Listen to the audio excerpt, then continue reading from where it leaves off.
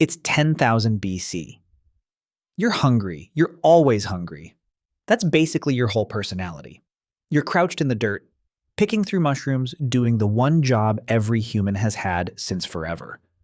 Don't eat the wrong thing. And then one of your ancestors ate the wrong thing. But instead of dying, something else happened. The colors got loud. The trees started breathing. His own hands looked fascinating. And for the next 6 hours, this confused, terrified hunter-gatherer became the first human being in history to leave reality without leaving his body.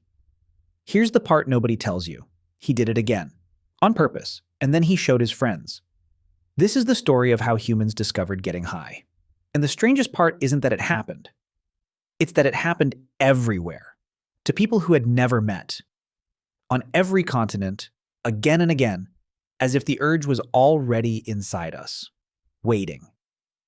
Let's start with a question that sounds simple and isn't. Why would a brain evolve to enjoy this at all? Because getting high is, on paper, a terrible survival strategy. Think about what your ancestor actually did. In a world of predators, cliffs, and rival tribes, he made himself slow, clumsy, and unaware on purpose. Every instinct evolution spent 2 million years building said, stay sharp, stay alive. And he switched it off for an afternoon. An animal that does that should get eaten. Its genes should vanish. And yet the urge didn't vanish. It spread, which means it was doing something for us, something worth the risk. To understand what, you have to look at what these people were actually reaching for, because it was never just the buzz. Let's go to the evidence. And there's more of it than you'd think because getting high leaves a surprisingly stubborn trail. Start in the mountains of western China. A cemetery called Jirzhankal, high on a plateau, about 2,500 years old. Archaeologists opened the tombs and found wooden braziers, little burners, with scorched stones inside. They ran the chemistry. The residue was cannabis, and not the mild kind. These plants carried unusually high levels of THC, the compound that gets you high. Someone had gathered strong cannabis, heaped it onto hot stones, and filled the tomb with smoke. At a funeral. This wasn't recreation, it was a ceremony. People sat in that smoke to be with the dead. That's published in Science Advances 2019, some of the oldest hard proof of humans smoking to get high, and it comes wrapped in ritual. Now cross the ocean to a cave in southern Bolivia, 13,000 feet up in the Andes. 1,000 years ago, someone left a small leather bundle there. Inside, snuffing tablets, a tube for inhaling, and a pouch stitched from 3 fox snouts. And when a Berkeley team tested the residue, they found traces of at least 5 different psychoactive substances at once, including the 2 ingredients you need to brew ayahuasca. That's the twist. Those 2 plants don't grow anywhere near that cave. Someone carried them across hundreds of miles of mountains. Not for food, not for water, for a trip. That's in PNAS 2019, a shaman's kit packed like a professional's toolbox. And it goes back further still. In Texas, along the Rio Grande, researchers found ground-up peyote shaped into small effigies. They dated it, roughly 5,700 years old. And mescaline, the active compound, was still chemically detectable after all that time. People in North America knew what peyote did before the pyramids existed. Now, one image you'll see everywhere deserves an honest footnote. In the Sahara, on the Tassili Cliffs in Algeria, there are paintings maybe 7,000 to 9,000 years old showing a figure with mushroom shapes sprouting from its body. Some researchers call it the oldest picture of a mushroom shaman.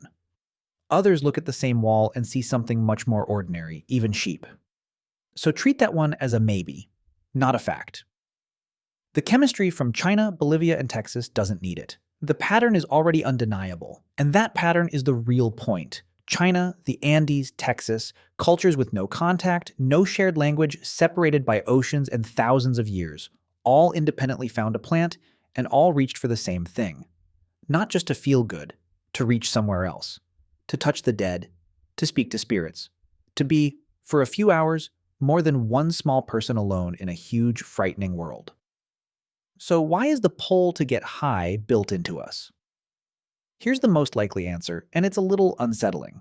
Your brain runs on a reward system. It evolved to make you want the things that kept your ancestors alive: food, water, warmth, sex, belonging. Do something good for survival, Get a hit of good feeling. Simple. It's the steering wheel of every human who ever lived. Drugs found the cheat code. A psychoactive plant walks straight past all the effort, the hunting, the bonding, the surviving, and presses the reward button directly. You get the payoff for the good thing without doing the good thing. Two scientists, Randolph Ness and Kent Berridge, wrote about this in Science back in 1997. Their words, drugs give a false signal of a benefit that isn't there. They hijack the machinery of wanting. That's the deep answer to our whole question. Humans didn't invent getting high. We discovered it. We found the plants that happened to fit a lock evolution had already installed in every one of our heads. The lock came first. For 2 million years, the key was just lying in the grass, waiting to be picked up. But here's what changed. And this is where your ancestors and you split apart. For almost all of human history, getting high was hard. The mushroom only grew in one season. The cactus was bitter and rare. The brew took a shaman a full day to prepare. You did it a few times a year, surrounded by your whole tribe inside a ritual with rules. Birth, death, war, harvest. The difficulty was the safety rail. The reward button was real, but it was buried at the bottom of a mountain. Now look at tonight. Somewhere right now, someone is cracking a beer alone on a couch. Someone's pulling on a vape engineered by a lab to hit the reward button as hard as physically possible.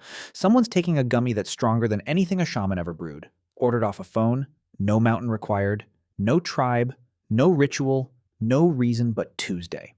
Same brain, same 2 million-year-old lock. But we didn't just find the key anymore. We mass-produced it. We made it pure. We made it cheap, we made it endless, and we stripped away every rule that used to hold it. Your ancestor climbed a mountain twice a year and sat in the smoke with everyone he loved. You can press the button 100 times before lunch, by yourself, and no one will even know. That's not a moral lecture. It's just the math your brain never planned for. The reward system was built for a world where good feelings were rare and earned. We built a world where they're infinite and instant. And the same wiring that once pulled your ancestors together around a fire now, just as easily, keeps one person alone on a couch, chasing the exact same feeling without any of the things that used to come with it. So when did humans start getting high? The honest answer is probably before we were fully human. Before writing, before farming, before cities. The urge is older than almost everything we call civilization. And it never once let go, because we were never really chasing the drug. Look at what they carried it for. The funeral, the spirit, the vision, the fire full of people. Your ancestors reached for these plants to feel connected to something bigger than themselves, to not feel so alone in the dark. That hunger is still in you.